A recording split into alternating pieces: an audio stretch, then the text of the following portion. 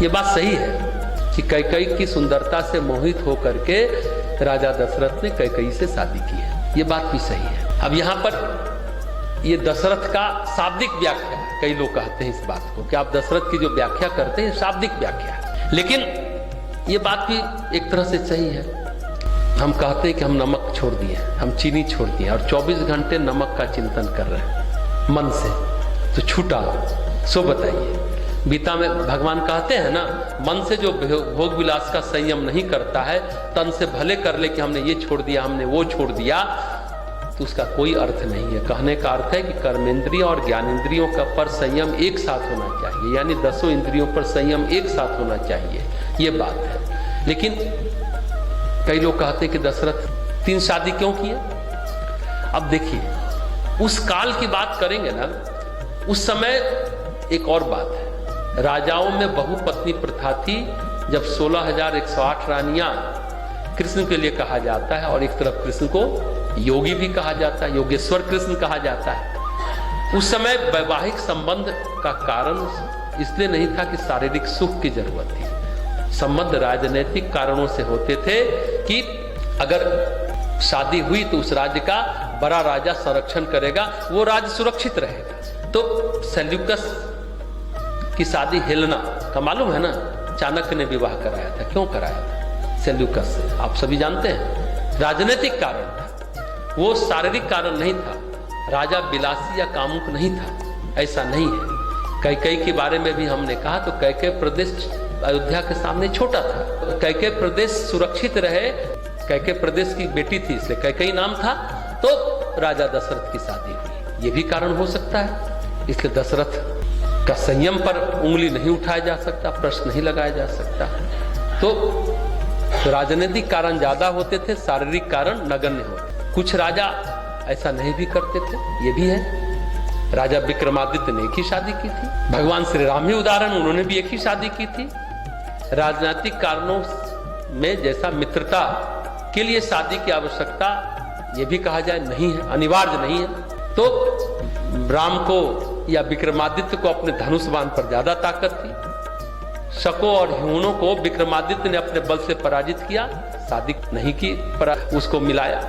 अगर भीष्म पितामह को देखें तो उन्होंने भी शादी नहीं की। उनके धनुष बाण में भी इतनी सामर्थ्य थी कि हस्तिनापुर चारों दिशाओं से सुरक्षित था। ऐसा नहीं कि चित्रवीर और विचित्रवीर जो राजा थे उनका शौर्य था, उसके कारण हस्तिनापुर सुरक्षित था। वो दोनों तो सच के असमर्थ राजा थे, समर्थ तो भीष्म पितामह थे। और आर्यावर्त में भीष्म का सामना करने का साहस किसी राजा में नहीं था। वो बड़े प्रतापी थे। मगध साम्राज्य, उस समय 2 ही साम्राज्य कह सकते हैं, एक हस्तिनापुर और दूसरा मगध। मगध का राजा कौन था? जरासंध। तो मालूम है ना कितनी बार आक्रमण मथुरा पर किया है? 17 बार, जिसके कारण बलराम और कृष्ण को मथुरा छोड़ करके द्वारिका जाना पड़ा। मालूम है ना, इसलिए उनका नाम एक रणछोड़ सिंह कहते हैं, रणछोड़, रंथ छोड़ने वाले। जरासंध क्यों? जरासंध की बेटी कंस से ब्याही थी। जब कंस मारा गया तो बेटी चली आई। मगध बाप को चढ़ा गुस्सा जरासंध को, मथुरा को परेशान करता रहा। हालांकि हारता रहा, लेकिन फिर भी कृष्ण और बलराम को छोड़ना पड़ा मथुरा। क्यों? हम लोग बोलते कि अरे वो तो छोड़ दिए, नहीं। जब युद्ध होता था तो प्रजा मरती थी, सेना मरती थी। बार बार उसको खींचता जरासंध को, बार बार आता था करने, तो कहे कि चलो मथुरा छोड़ ही दो, चलो दूर, प्रजा की जान माल की हानि न हो, इसलिए छोड़ा था। आलोचना यूं ही नहीं कर देना चाहिए, रणछोड़ नाम रख नहीं देना चाहिए। नाम तो है ही, नाम तो है ही, हम लोग से पहले से नाम है तो नाम है, लेकिन सच्चाई क्या है? जान माल की हानि न हो इसलिए 17 बार आक्रमण किया जरासंध ने, तो मथुरा छोड़। तो ये बातें समझने की है। और आप देखिए जब महाभारत होता है, शकुनी ने, वो दुर्योधन भीष्म पितामह को नहीं पसंद करता, वो चाहता था कर्ण को सेनापति बना। शकुनी ने विरोध किया कि तुम भीष्म को बनाओ, भरी सभा में विरोध किया। कर्ण को बनाओगे तो तुम्हारे साथ अभी 11 अक्षौणी सेना है, क्योंकि सभी भारत के जितने राजा हैं वो भीष्म पितामह के अधीन युद्ध लड़ने को वो गौरव मानते हैं। अगर तुम कर्ण को बनाते हो तो 4 आदमी बचोगे, तुम होगे, कर्ण होंगे और मैं रहूंगा। द्रोण रहे तो रह जाए, लोग नहीं रहेंगे, तुम्हारी मजबूरी है, भीष्म को बनाओ। ये चौसर का खेल नहीं है भांजे जो बोलता है कि मैं तुमको किसी तरह जिता दूंगा। तो शत्रु भी भीष्म पितामह को पसंद करते, मजबूरी हो चाहे जैसे।